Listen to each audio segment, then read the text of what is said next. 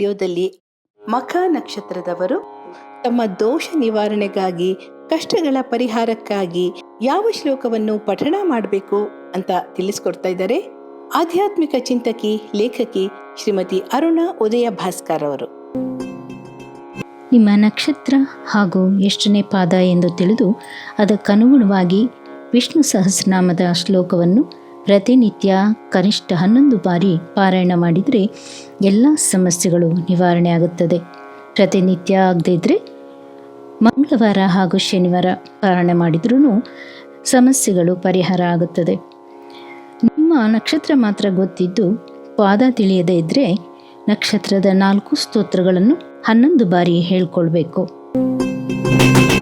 ಮಖ ನಕ್ಷತ್ರದ ಮೊದಲನೇ ಪಾದದವರಿಗೆ ಅಶೋಕಸ್ತಾರಣಸ್ತಾರ ಶೂರ ಶೌರಿ ಜನೇಶ್ವರ ಅನುಕೂಲ ಶತಾವರ್ತ ಪದ್ಮಿ ಪದ್ಮನಿಭೀಕ್ಷಣ.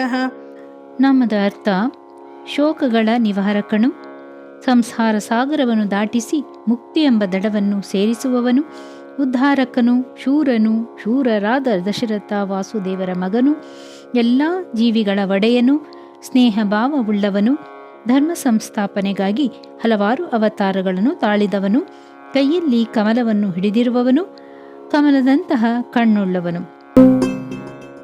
ಮಖ ನಕ್ಷತ್ರದ 2ನೇ ಪಾದದವರಿಗೆ ಪದ್ಮನಾಭೋ ಅರವಿಂದಾಕ್ಷ ಪದ್ಮಗರ್ಭ ಶರೀರಭೃತ ಮಹರ್ದೇವೃದ್ಧೋ ವೃದ್ಧಾತ್ಮ ಮಹಾಕ್ಷೋ ಗರುಡಧ್ವಜ. ನಾಮದ ಅರ್ಥ ನಾಭಿಯಲ್ಲಿ ಕಮಲ ಅರ್ಥಾತ್ ಬ್ರಹ್ಮನನ್ನು ಹೊಂದಿರುವವನು, ಕಮಲದಂತಹ ಕಣ್ಣುಳ್ಳವನು, ಕಮಲದಲ್ಲಿ ನೆಲೆಸಿರುವವನು, ಆಹಾರ ಮತ್ತು ಶಕ್ತಿಯ ಮೂಲಕ ಪ್ರತಿಯೊಂದು ಜೀವಿಯ ದೇಹವನ್ನು ಕಾಪಾಡುವವನು, ಅಪಾರವಾದ ಸಂಪತ್ತುಳ್ಳವನು, ಸದಾ ಬೆಳೆಯುತ್ತಿರುವವನು, ಸಂಪೂರ್ಣವಾಗಿ ಬೆಳೆದಿರುವವನು, ಅದ್ಭುತವಾದ ಕಣ್ಣುಳ್ಳವನು, ತನ್ನ ರಥದ ಧ್ವಜದಲ್ಲಿ ಗರುಡನ ಚಿಹ್ನೆಯನ್ನು ಹೊಂದಿರುವವನು. ಮಖ ನಕ್ಷತ್ರದ 3ನೇ ಪಾದದವರಿಗೆ ಅತುಲಶರ ಭೋ ಭೀಮ ಸಮಯಜ್ಞೋ ಹವಿರ್ಹರಿಃ ಸರ್ವಲಕ್ಷಣ ಲಕ್ಷಣ್ಯೋ ಲಕ್ಷ್ಮೀವಾನ್ ಸಮಿತಿಂಜಯ. ನಾಮದ ಅರ್ಥ ವರ್ಣನೆಗೆ ನಿಲುಕದವನು, ಧರ್ಮದ ಎಲ್ಲೆಯನ್ನು ಮೀರುವವರನ್ನು ನಾಶ ಮಾಡುವವನು, ಭಯಂಕರನಾದವನು, ಶಸ್ತ್ರಾದಿಗಳನ್ನು ತಿಳಿದಿರುವವನು, ಯಜ್ಞದಲ್ಲಿ ನೀಡುವ ಹವಿಸ್ಸಿನ ಯಜಮಾನ, ಎಲ್ಲ ಮಂಗಳಕರವಾದ ಗುಣಗಳ ಪ್ರತಿರೂಪವಾಗಿ ಇರುವವನು, ಲಕ್ಷ್ಮಿಯ ಜೊತೆಗಿರುವವನು, ಎಲ್ಲ ಯುದ್ಧಗಳಲ್ಲಿ ಜಯವನ್ನು ಪಡೆದಿರುವವನು. ಮಖ ನಕ್ಷತ್ರದ 4ನೇ ಪಾದದವರಿಗೆ 40ನೆಯ ಶ್ಲೋಕ.